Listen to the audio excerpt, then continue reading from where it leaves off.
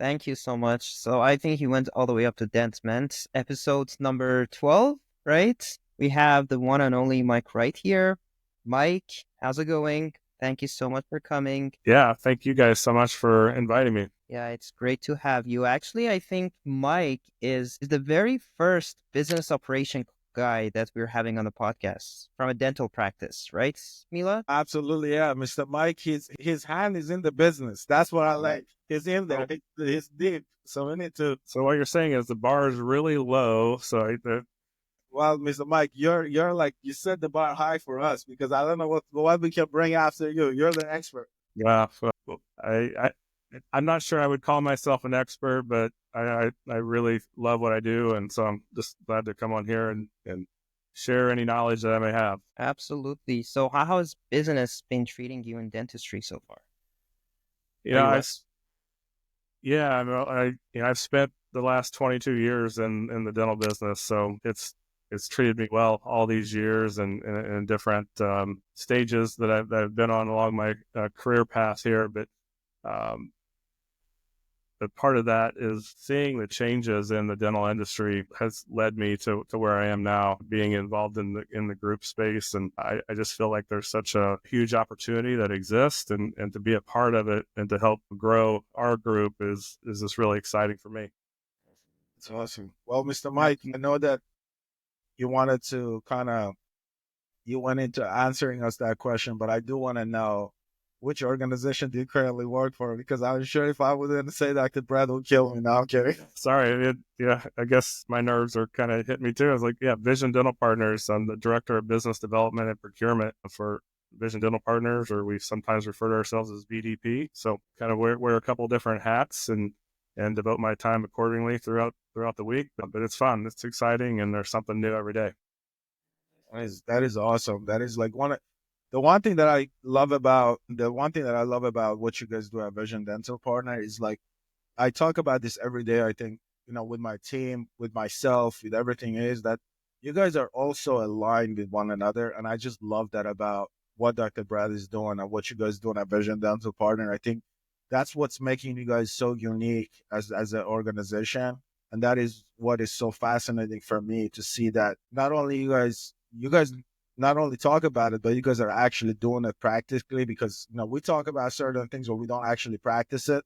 But you guys talk about it and actually practice it. And I love that about what you guys doing at VDP. Why do you think that you guys are so about it? Like, why do you guys think that is it the leadership? Is it like, what is the main reason that you guys are all so on the same page in the business side of things? Yeah, I think, one, we're a small group. Our management team consists of there's 5 of us essentially. And, we spend a lot of time working together. We have weekly, syncs, we call it, on Fridays where we check in. We have, Zoom calls that last, sometimes a couple hours, if not more, where we just kind of go down the line and talk about everything that needs to be discussed. But, over the past, couple of years, we've just spent a lot of time trying to figure out who we are and the approach that we want to take and how we can be different. Because Dr. Hughes will say it a lot, that there's not much you can change about dentistry, in itself and the services and things that you provide. But for us, we really took the time to address what our core values are and all getting aligned with that so that when we were moving forward and looking for potential acquisitions or even working with our existing groups or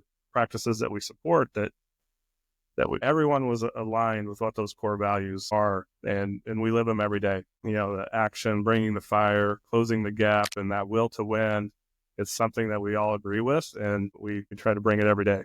What do you specifically look for, Mr. Wright, in a practice before you bring it into your network? Yeah, so there's a lot of things. We kind of have a checklist of what an opportunity that's going to fit what we're looking for. And the first being that, we want to partner with a practice and with that dentist owner that has a runway to retirement of maybe 5+ years. That's kind of that first check box, that we can check off there, is that, they want to continue working, but it's not so much that they want maybe 5 or plus years to work, but they still want to grow their practice. So that way, when we bring in the support systems that we bring, the dentist and their team align with what we're trying to accomplish with them, and we can walk along with them over the next few years to continue growing their practice. That's amazing. The other thing that you mentioned that I think I love about this a smaller organization or the smaller DSO model is just like, because this bigger DSOs, I work for a couple of DSOs, big DSOs. And the one thing that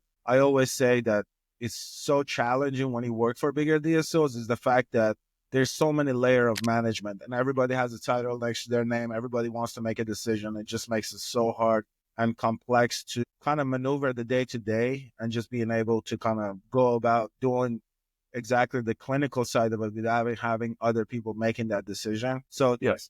do you think, with you guys being like the smaller organization, do you think that's one of the advantages that you guys have as far as like having that smaller management? Does that make it easier for the doctors to be able to kind of operate under you guys' umbrella? Yeah, I mean, it's absolutely an advantage, in my opinion. You know, they have direct access to any one of us. So if they have a question about, at least specifically my procurement role, if they're having an issue with getting their supplies on time, or they're needing something new, or, you know, I'm a text or a phone call away, and they know they can just contact me whenever.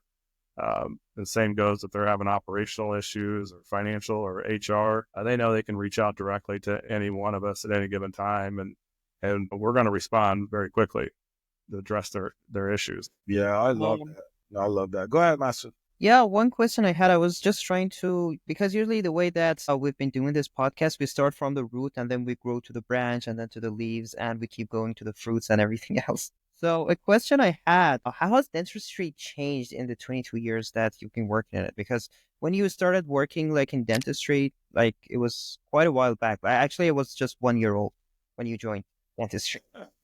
So I just Oh, want to know, how has it changed? Like, how was well, it before? thanks. How is it now? Yeah, thanks for making me feel really old. No, no, that's not what I meant. I was saying it's quite a while that Yeah, you're such an expert, I would say, right now. yeah. Well, Hey, Mr. obviously, Mike, 22.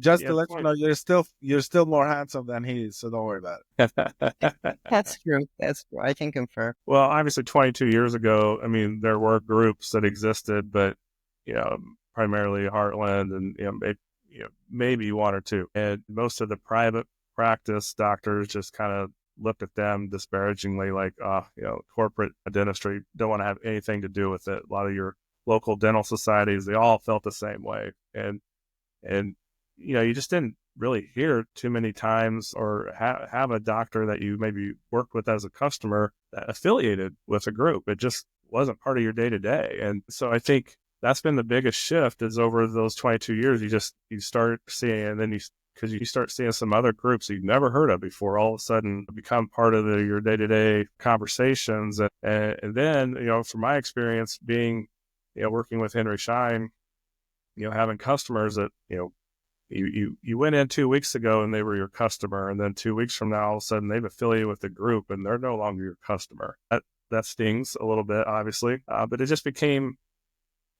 more and more common. And Henry Schein, and to give credit to them, they saw that and they started developing some programs around it to educate us as reps on how to navigate that as much as possible. And they had a program called the Dental Business Institute where they brought in doctors and to help educate them on what was going on in the group space. And so I had the opportunity to set in on some of those, and that kind of opened my eyes to just what it looked like, what private equity actually meant and how it was affecting the dental space. And even those that weren't affiliated with private equity, how they were growing their groups and acquiring practices. And that was fun for me and interesting for me. And I knew that that's ultimately where I wanted to end up, was being a part of that in some way. it. Yeah, absolutely. I mean, I think that's the biggest shift that we're seeing. I mean, as far as me being in the industry, I think what you're saying, a lot of the private practices. I mean, even till this day, I think the perception of a lot of the dentists I think they're still pretty similar. I talk to a lot of dentists that they're like, no, we just want to deal with like the dentist to dentist. We don't want to deal with like the corporates and things like that. And I think, but I think it's shifting as we go, because as a practicing dentist, I can see the benefit of why would you want to join somebody like, Vision Dental Partner, because you guys truly like have everything in place and it makes it so much easier. So I think a lot of the conversation that I have I've been a big advocate for. I'm like, if you're gonna join an organization that is dentist run. That has been my message, because I think when you have somebody like Brad Hughes, where he's a dentist, he understands that patient connection, that needs that it needs. I think is a big deal, and I've been a big advocate for that. So my question is that, do you see like the doctor that work with you guys? Do they appreciate the fact that Dr. Brad, he's a dentist? Do they like that fact about the fact that the CEO is a dentist? Do they like that? Oh, I mean, there's no question. I mean, I think it, um, even maybe with some of the initial conversations that I may have with a dentist, I can only speak to a certain level with them, because at the end of the day, they have clinical questions or concerns, or they just want to know that, hey, the owner or, the founder and is a dentist, and he practices a certain way. And ultimately everything we do is built off of things that he's learned over the years of being a dentist, and the good and the bad, right? And so that's why we talk about the human element involved in acquisitions. And as we touched on maybe a little bit earlier, what we look for in a practice, well, there's certain things obviously we can check off the box, but we have to go there. It's a very important piece for us to go meet them in person, sit down with them, whether it's in their office or out to dinner or whatever, just to, sit across the table from them, be able to read their body language, you can sense when someone, if we're going down the list of things that we can bring to the table and help them grow their practice, there's a level of excitement that you pick up on. And if they're not, then they're probably, it's probably not going to be a good fit, right? But we just went through this process, and we actually have an LOI out right now with a doctor, and you could just feel the energy in him building as we were talking about just what we could do. And, Dr. Hughes is just going down the list of all these things that we're going to bring to empower him to grow his practice, because he's been in that kind of a stagnant environment now for the past 3 or 4 years, if not more. And he knows he needs help and he wants to grow, but he's like, I've gotten to where I can take it. I need help to take me to that next level. And, he's almost like, he kind of senses eyes watering a little bit, because he's just realizing, oh man, this is going to be great. And that's something only we can do if we're in person, and really sitting down with them and getting to know them on a personal level. Yeah, if a dentist is looking to sell and they go to talk to maybe 3 or 4 different groups, let's say, at the end of the day, the financial aspects are all going to be very similar. I mean, there's always some nuances in the deal structure, but out of those 3 or 4, we're all going to be just in a very close proximity to what the financial aspect of that deal is.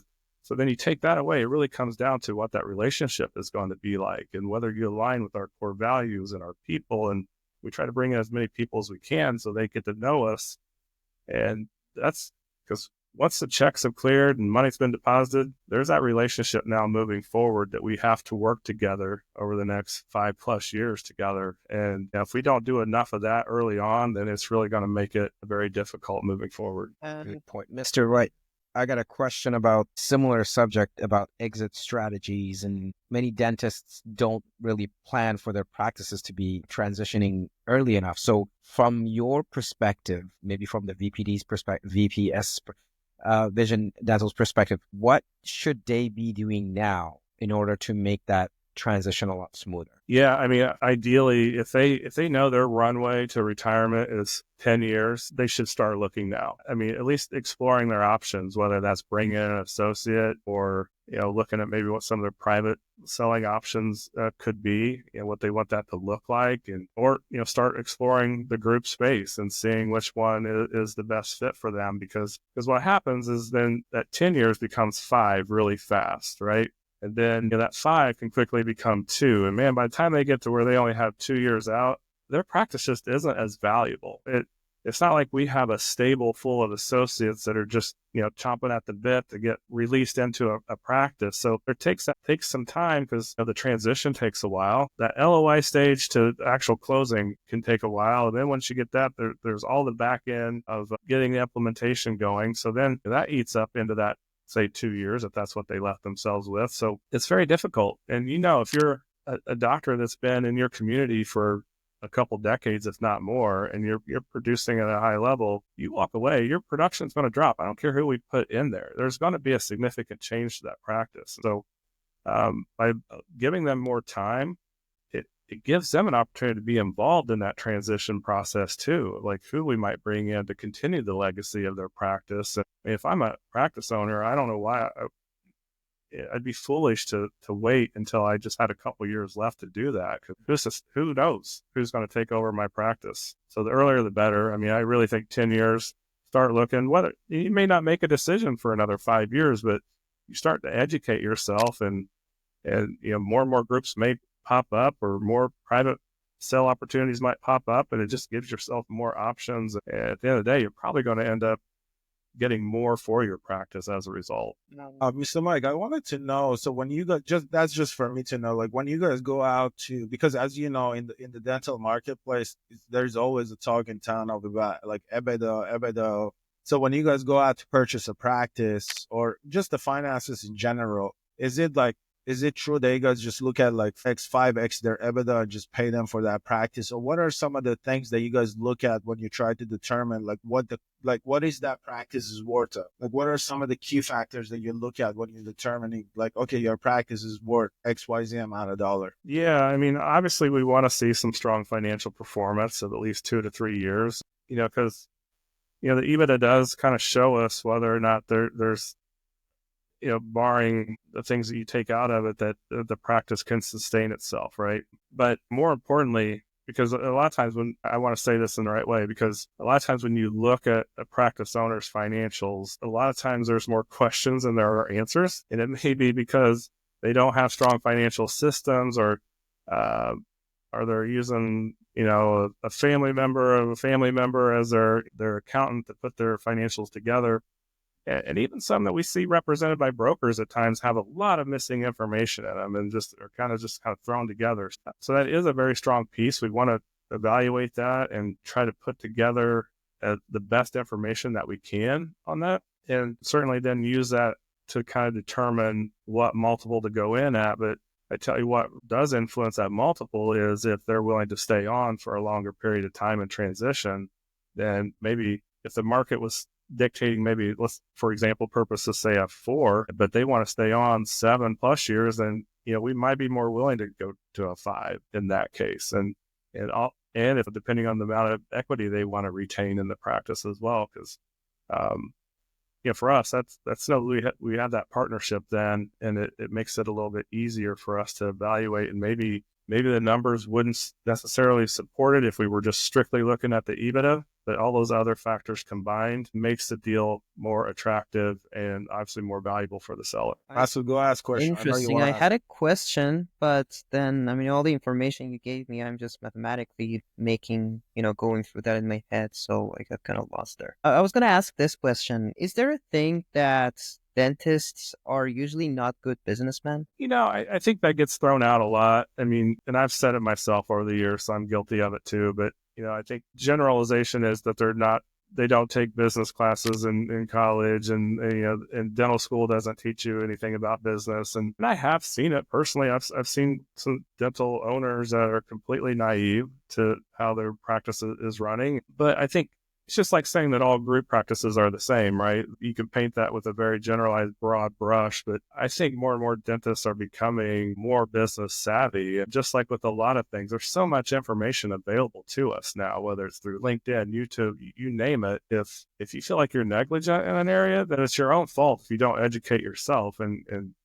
what a P&L statement is, or what a balance sheet does. And so I think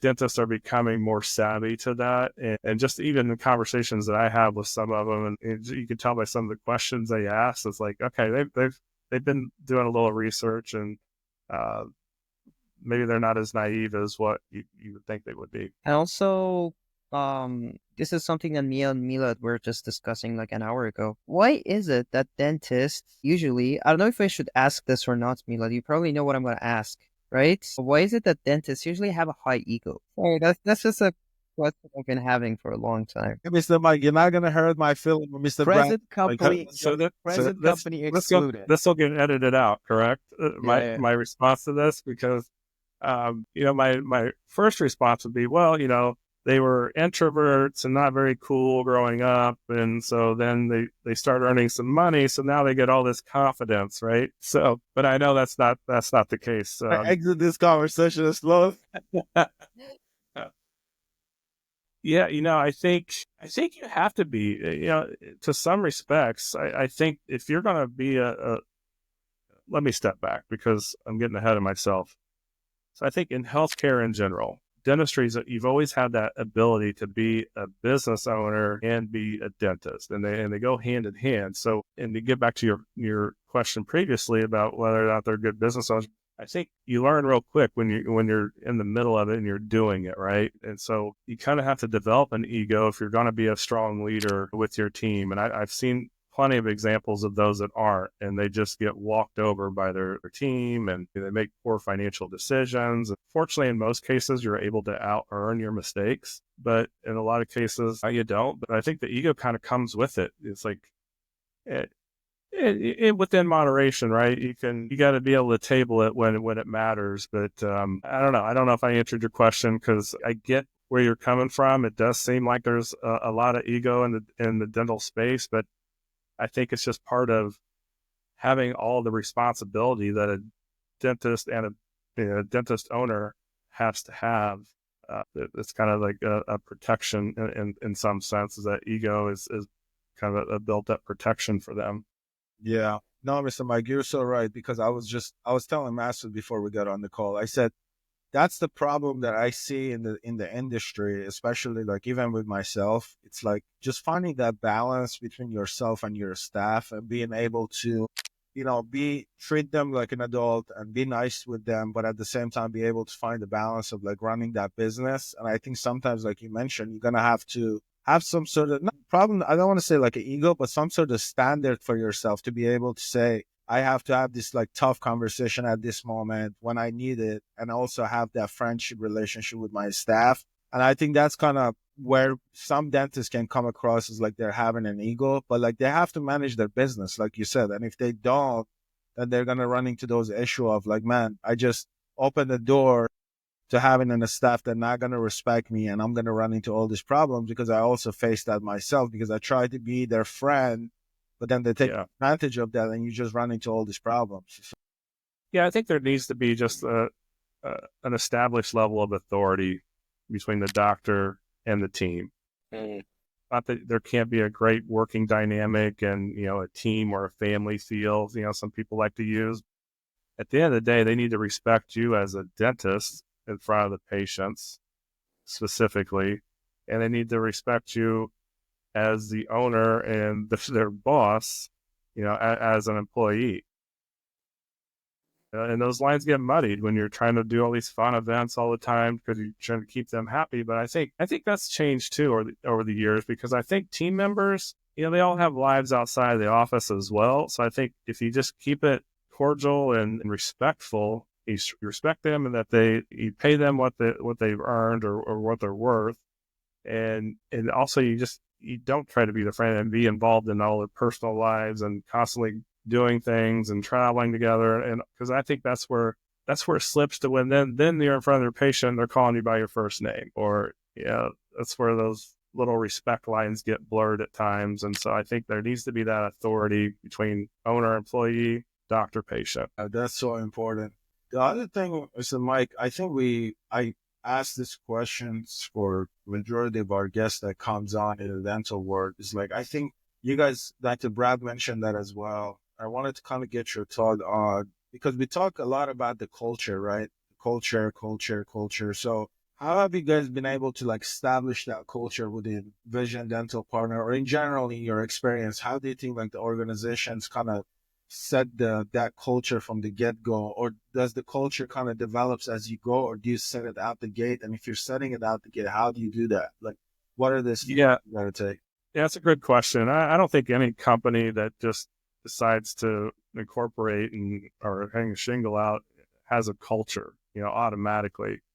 I think it needs to be adapted over time. That's certainly, I think, the case with us. And, I haven't been an employee of Vision Dental Partners from day one, but I have been involved, from the kind of outside looking in, as their Henry Schein rep, let's say, and helping them grow into the different locations. And so I've seen the iterations of where the core values once were and what the mission was and to where it is now. And I think a lot of that is, we went through a period where we actually sold off a couple of offices that didn't really align with us. In the past couple of years, I think M&A activities slowed down, across the industry. And so that's given us an opportunity to really be introspective and amongst our team and develop, okay, who are we? And so over this past couple of years, we did that. We spent days long in meetings and conversations about what our core values were going to be. And, we've had some heated exchanges about, well, I think it should be this, or it should be that. And, or it was worded a certain way. It's like, that doesn't ring, true, I think. So let's change it up. And so then we came out of that though, with what we have now. And I think we're going to continue to build off of that. And as we grow, it just means that, we're going to be bringing more people into the fold to help us sustain that growth and support our practices. And so that probably means we're going to have to adapt down the road at some point to make it fit who we are then. Wow, that's amazing. So as you said, like the heated conversation, that's interesting. I'm like, I can only imagine like 5 people sitting around each other trying to figure out what are some of the things that we're gonna kind of like give up on. And those are hard conversations to have, because I think, especially when you get what you're trying to accomplish from like the perspective of it, like I'm sure Dr. Brad has his own way of wanting to do things, and I want to get things done certain ways. Does he have, so I'm always interested in your guys' business model. Do you guys have like a standard or some sort of non-negotiable that you're like, if this is this, like, do you guys have a standard that you're like, man, like this for us is a big no-no, or we're okay with this? Are you guys, let me put it this way. Are you guys like kind of flexible with that culture, or are you guys saying, no, this is what we want and this is how we're... Yeah, I wouldn't say we're very flexible. Now, I think we are very considerate of situations, and especially like if it comes down to team. We've had issues with team members, specifically at the practice level, where one reason or another, things just weren't clicking, or there was maybe some outside influences that were affecting their performance. And so it's real quick to just say, you know what, you don't have a place here anymore, but we're at least going to find out maybe what's going on and have those conversations and see if we can help work around those issues to help that person. And we've done that. And we've had some success stories of people having that opportunity to make some changes, and they're now flourishing in their role, and they're, they've been promoted as a result. And so obviously there's non-negotiables. You show up to the office and inebriated in any way, you're gone, right? And it should go without saying. But other things, I think we're always going to be respectful of them as individuals and see if there's a way that we can help them before we're just like, you're not working. And if they don't choose to take that help, or if they give it and it only lasts a couple of weeks, then we know we got to make a change. But that's certainly, there's no black and white, clear cut answer to that. I think it's an individualized basis, and knowing that we're always going to have their best interest in mind from the beginning. Yeah, that's amazing. Yeah, I think that's one of those things that I'm always wondering with, like, especially smaller groups, and you're growing into that, you're going from like 5 to 8 practices to 12 practices and all that. So when you guys are transitioning to like more practices, like as you guys are growing, I see sometimes on LinkedIn, you were saying that you guys want to like acquire like 4 practices this year, or at least that's you guys' goal. So like, how do you carry over the culture and the core value that you guys have? Because as you know, you're going in, essentially you guys are walking to somebody's house that you've been in that practice for many years. They did ways they wanted, certain ways they did their business. And now you're going in and saying, we want to do it this way. So how is that transition looking like for you guys? Like, how are you guys having the conversation with the doctor of saying, hey, we're going to have to make some of these changes? Are these like something that is hard for you guys to do? Or do you guys like have to compromise on some of those things? I just wondering on that. Yeah. So it's interesting because, well, first of all, let me say, we don't ever go into an acquisition thinking that we're going to make full scale changes to any team, because just like they don't know who we are. We don't know them, right? Or we only know the perspective that's been given to us by the dentist who's been sharing the information about them. So there's going to be a transition period, obviously, of working with those team members to get to know them. And one thing that we do now on a quarterly basis is we do reviews with every single person in every office. And it changes, a little bit each time, but there's always a component where we're talking about our core values and their alignment with those. And so that's what we'd be educating these new team members on what those are, and what that means for them and whether or not they align, and I think we'd find out pretty quickly if they don't or if they do. But sometimes what happens in a transition is maybe that employee has been with the dentist now for the past 15 years and has thought about maybe making a change, but just felt some loyalty to them or whatever to do it. A lot of times when an acquisition or something like this happens, this gives them a reason now or an excuse to go do that where they wouldn't have done it before, right? So it's not always the group coming in or the new owner, it's even a private owner coming in and making a change. It could be that employee, like, now's my chance. And I couldn't do it because I just had so much loyalty to him or her, but now's my chance to go explore my options. And that happens. We've certainly had acquisitions where we've had team members leave because they just didn't want to be a part of what we're doing, and that's fine. Good luck. And, we wish the best for you, but there's a period of time and it's not like a dead set 30 days, 60 days or whatever, but we evaluate them based on core value fit and just how the transition's going. And then if decisions need to be made, then we come together to do those. And That's amazing. just about what you said, Milad, and are you guys seeing the same thing that I'm seeing with Milad's video? What are you saying? Kind of weird. Anyways, I was just quickly going to ask Mike, after you go through the transition practice acquisition, and basically that practice is yours to control now, when you want to introduce kind of like a new technology or a new strategy for doing things, what's the reception? Because let me tell you the backstory of that. But basically, when early on, when we started with our company, Allo AI, we went into a DSO that they had this practice that they had bought over 12 years ago. And the dentist that was working there for maybe like, I don't know, 20, 30 years. And the receptionist and the office manager, they were all pretty old. And then we introduced this new technology, but nobody there liked it. Like, they were like, no, we don't want this. They were just like, we want to do the business the same way we were doing it for the last 20, 30 years. We didn't want any newer technologies. And that with every new technology comes a little bit of like more work and more overhead for the office staff.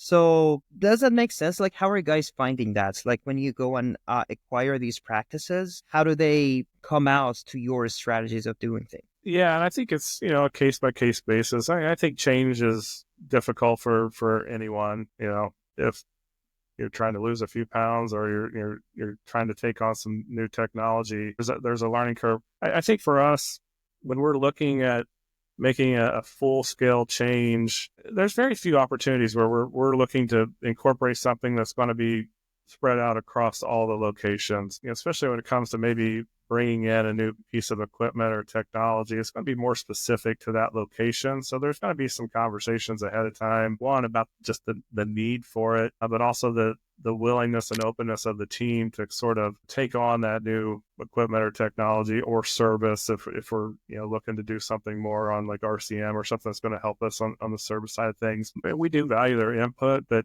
at the same time, we know we're making a decision that's going to benefit not only the group, it's going to benefit them on the local level, and it's either going to make things easier for them, it's going to save them time, it's going to help in some way, or we wouldn't be incorporating it in any way. There is that input that we do seek from them, because we do know there has to be some buy-in, but we know inevitably, regardless of what it is, there's going to be some resistance and some learning curve to get it acclimated and implemented. So we just kind of be cognizant of that and walk them through it, and they'll come around. Mr. Mike, if you get any resistance, just call me. I'll come fix it for you. I got a question for you along the same channels, Mr. Wright, about future of dentistry in general. So from your perspective, where do you see the DSO model going in the next, I don't want to say 10 years, so let's talk about 5 years. What should owners prepare for? And what are your thoughts in terms of where, essentially from a technical perspective, a technology perspective, things are shifting? Yeah. Well, there's no question the consolidation that we're all seeing and experiencing now is only going to get greater. I think you're going to, not only you're seeing groups like ours continue to emerge and develop, but then you're going to see a consolidation, I think, of amongst groups like ourselves, maybe with other groups of similar size. And that's not, that's the toothpaste is out of the tube, so to say, with that. It's we're not going to recede back from that. So, but then in terms of technology, I think that, man, I'm speaking to you, you're an AI company. The impact that AI already has on all of our lives and day to day, but just what that's going to lead to. I think some people are fearful of it. Myself, I'm like, man, as long as we're doing it for good and not for harm, then hey, let's use it for all of its capabilities to improve the level of patient care that we can provide and improve the processes of insurance and billing and reimbursement and all these different things that AI can have an impact on. I think that's crucial. And I got a post coming out relatively soon about equipment and technology. In my years of working for Henry Schein, Benco, et cetera, I was told and taught that, hey, this new piece of equipment or this piece of technology is going to revolutionize your practice and it's going to make you more profitable and just solve all your problems, right? So you need this new scanner, you need this and that. And at the end of the day, and now that I'm on this side, it's personal development, I think, leadership development, soft skill development. I think if getting back to just being more business savvy, if they become more savvy about developing their skill set when it comes to how they relate to patients and to their teams, that's going to have a far greater impact than any technology. And Yeah, quick Mr. question. Mike, Appreciate that.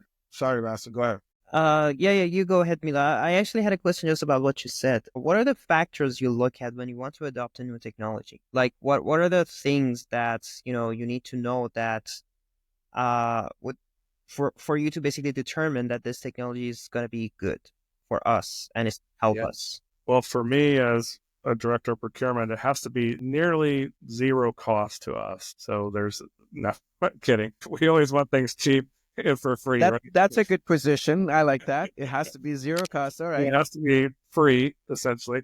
I was like, if that's the case, Dr. Brad better be riding in a Jet 750 or something. Nah, Negotiate. it needs to do at least one of two things. It has to solve a problem that we currently have, and it has to help us provide better care to our patients. Those are two of the leading factors. If it's something that we can implement that's going to allow us to provide better care or enhance our processes of doing things, then that's top two things that we kind of evaluate. We know there's always going to be a cost, and then we got to compare that cost of what potentially the return is going to be on that investment.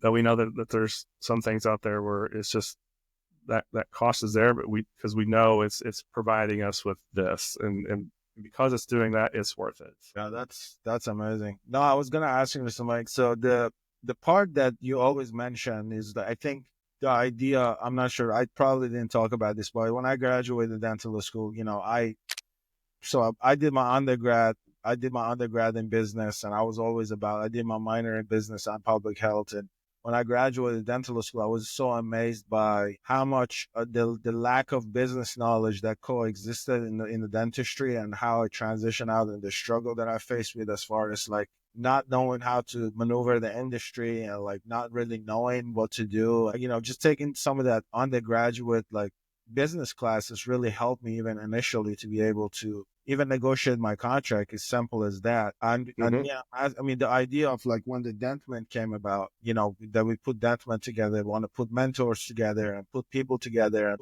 offer like business courses and all these different things. Why do you think that problem exists in our industry so much? Why do you think that's because that, we conducted a survey and we went back and talked to 50 dentists and they all said the same thing. Like, why do you think that's such a big issue in this industry? Yeah, it's a great question, and I don't know that I have an answer, because I think it's been a question, it's been an issue or a topic of conversation now for decades, right? Is why is there a lack of business education, or why are dentists not more business savvy in running their practices or making decisions? I just think that think most, and I'm doing this with right now because I have two kids, and my daughter is a sophomore in college. My son's a senior in high school. And I remember what it was like to be at that age. And you come out of high school at 17, 18 years old. In most cases, I mean, I certainly had no idea what I wanted to be. And I'm still kind of searching for that. But you pick a degree path to go down, and in some cases, like Dr. Hughes, he's a third generation dentist. So I think, and he tells the story like, hey, I'm writing down to college, and I tell my dad that I'm going to be a dentist as well, or I think that's what I want to do. And so then you go into like biology or zoology or these like life sciences type tracks, and you just forego all the business tracks because you think, okay, if I'm going to be a dentist, I have to go down this track in order to get to dental school. And I think that's, but like in an example of it, I think that's changing now. I think you can take that business track in undergrad and turn that into a dental school track after that. So I just think that there's probably not enough information and education out there about that being a course that you could take, or a path that you could take. So you being an example and then talking about it is certainly going to help. Yeah, thank you. Yeah, I really appreciate it. I think that was like one of the things that I always, we talk with Masood and with Hossein and with everybody else that has been involved with us. And I was just so fascinated by the fact that, you leave the comfort of dental school and you have all these people around you, and out of nowhere, you're like, man, I went from having 500 people a day around me to like, now I'm by myself and I got to manage, 10 people in the office and all these things. And then you're like, my God, what is going on? 8 of them don't like you. Yeah, none of them like you, exactly.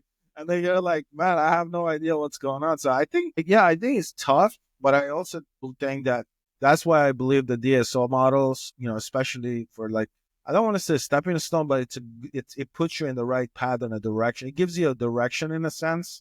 So I think that's a good thing for the industry. It gives you some direction to knowing, like coming out of dental school and having someone like the Brad, kind of help you. You guys help some students out to kind of maneuver in the industry. I think it's definitely a great thing. But the other thing I wanted to ask was that, when you guys are just on a day-to-day operation of things, post-COVID, what are some of the challenges that you think that you guys are facing more than before? Because I know the business model of dentistry has changed post-COVID. So what do you think some of the challenges or what did you notice as far as like going from pre-COVID to post-COVID with the business side of things? Yeah, I think COVID across many different industries put a lot of power into the workforce, into the employee base, because they now there's some scarcity. So you saw a lot of, specifically with dentistry, you saw a lot of long-term either hygienists or assistants like, I'm out. I don't want any part of this. So, they retire, or maybe they choose to, change careers. And so that left maybe a shortage in some of those positions. Well, then what happens when demand is so their pay increases, right? It's more challenging to acquire those people with that skill set. And so, I think that's been one of the biggest challenges, is just the cost of staffing has had a huge impact on dentistry across the board, whether you're a group or you're a private practice. I certainly had stories of, prior to coming to Vision Dental Partners, having long-term customers of mine that had maybe 2 or 3 hygienists that lost all of them. And now the doctors were like doing some of their own hygiene, and they hadn't done that in 20 years, but it was something they had to do, to see the patients. So that's one thing. I still think that probably open up a can here, but yeah, I think there's just such a misunderstanding of how dental insurance works, and with especially with patients that have it and they think that they're entitled to these things when it doesn't work like medical insurance does. If they just had an understanding that basically it's just a discount card that you've been given, and you shouldn't really be basing who you see as a dentist or how you respond to the treatment plan that's presented to you based on solely what dental insurance you have. But that's a whole other topic, I'm sure. Yeah, that's amazing you said that. I was just having this conversation the other day with my patient. I was like, dental insurances, to be honest with you, they just suck. They don't cover anything. They give you $1,500 per year. you get a cleaning, and then you just put it right through that thing, and then you're like, man, I need like 10 crowns, and you're like, all right, well, and the guy, I had a patient, he needed like 5 crowns and like a deep cleaning. He's like, hey doc, can I just come back every year? I'm like, dude, this is gonna take you 10 years to complete a treatment. Yeah. It doesn't work that way. So it's just like you said. No, and the reimbursement keeps getting less and less, and so it's really putting a squeeze primarily, on those private practices, because they're used to running, in most cases, pretty high margins. But now their staff is increasing, reimbursements are down, they're feeling the pinch, and it's really creating a perfect storm for the group practice growth that we're seeing and the consolidation that we're seeing. That's happening. We're able to offset it because of scale that a private practice doesn't have. Young doctors, like you said, you come out of school, in most cases, you're riddled with student loan debt, and maybe you've already started a family, and so you have all these things that you need to start a life, and expenses that go with that. You can't just go get a loan to buy a practice. So it's really created a very ripe environment for the groups to bring in new dentists and help them establish themselves and grow. And it's given a much more secure exit for those dentists that they're looking at their options and having those conversations like I asked for nearly every day on my LinkedIn post, is like, just have the conversation with me. Let's explore your options. And maybe we're not the fit for you. That's fine. But at least you're a little more educated and can make a more informed decision. Yeah. Why do you think I had this conversation the other day with one of the hygienists we had on the podcast. Why do you think that the hygiene industry has such a big shift into it? Because I feel like more hygienists are walking away from the profession. And I think someone on LinkedIn mentioned it as well, that within the next few years, there's going to be a lot of hygienists that are going to be exiting the profession, essentially. Why do you think that's the case? It's a good question. I don't have the answer specifically, because I can remember it wasn't that long ago where they were a dime a dozen. I mean, you'd walk into offices and you'd see resumes stacked up of hygienists. And so, yeah, certainly COVID had a major impact on that. And those that were hanging on gave them a good reason to leave, and that created a shortage. And so I think as these hygiene programs, and it's all kind of cyclical, I think as they build up and more come out into the market, it's going to kind of settle things down a little bit. But just like with anything, I think there's just so much more opportunity that exists to us, whether, we want to create a personal brand, or we want to create a YouTube channel, or we want to create, whatever. We have access to so many opportunities now to make an income or to follow our interests, where before that was just something we did on the weekends or in the evenings. Now you can monetize it in multiple ways through multiple platforms. So I think that's given maybe some hygienists and other team members an opportunity to get out of dentistry. Yeah, and I also think a lot of the temps too, these temp companies, I think they're also taking a lot of that, because essentially I seen hygienists getting paid like $120 an hour doing like temps, and I was like, man, you make more money than me. Maybe I need to go get into a hygiene program. Awesome. Mr. Wright, appreciate it. This has been an insightful discussion. Thank you for sharing your expertise, of course, for our audience. For those that are interested in learning a lot more about Vision Dental Partners, I'm going to forward them to visiondentalpartners.com. Is that the right place to forward them to? Yeah, our website there. For those doctors that are looking for their options, we have our SMILE framework, which is kind of just a nice little roadmap explaining how we can help navigate them through the transition process. And if they want more information, they can just, fill out their information. They'll get that sent to them. But then they can, contact me directly as well. And beautiful. Like that. Yeah. That's good. Excellent. They'll reach out to you to direct. Yeah. Master, go for it, buddy. No, I was just going to say, can I contact you directly, Mike? Or am I excluded from the list? Lines are open at all times. I eat, sleep, and breathe dentistry. And so, Mr. Mike, that was the wrong answer. It's going to call you 3 a.m. You never know, I do have do not disturb on for a certain amount of time during the night, but it's usually, it turns back on pretty early in the mornings. Beautiful. All Excellent. right. Well, Mr. Mike, we really appreciate it. Thank you so much. I know that You said this was your first podcast, but hey, man, I really appreciate it. You gave us so much information. Like I said, every time somebody comes on this podcast, I learn so much, and I truly want to say thank you so much for being open. Appreciate your time. Well, yeah, thank you, and yeah, it was my first, and obviously, not the last. You could probably tell. So hopefully you have good editing. I just hope that there's good editing. Yes, we'll make you a guy. Don't. It's like we'll edit you right. I appreciate it. We truly appreciate it from all of us here. We hope to see you guys. We want to do a podcast where we bring Dr. Brad, you, and everybody in, so we can do like a whole big, Yeah, maybe you can get in on one of our little, heated conversation discussion. I know, man. That would be nice to do like a. You know what? I have an idea. Thank you, Dr. Brad. But you know what? Just record one of your back scene of what's going on in Vision Dental Partners. Post. Yeah, it's funny. We've actually talked about that on Friday. Like, you want to record these meetings and put that out there on LinkedIn so everyone can see behind the scenes. Everybody can see what kind of mean guy Dr. Brad is. No, I'm kidding. He's the dentist with full egos. Well, Mr. Mike, thank you so much. I really appreciate it. Thank you, Dr. Wright. Appreciate it, everyone. Thank you. Thanks, everyone.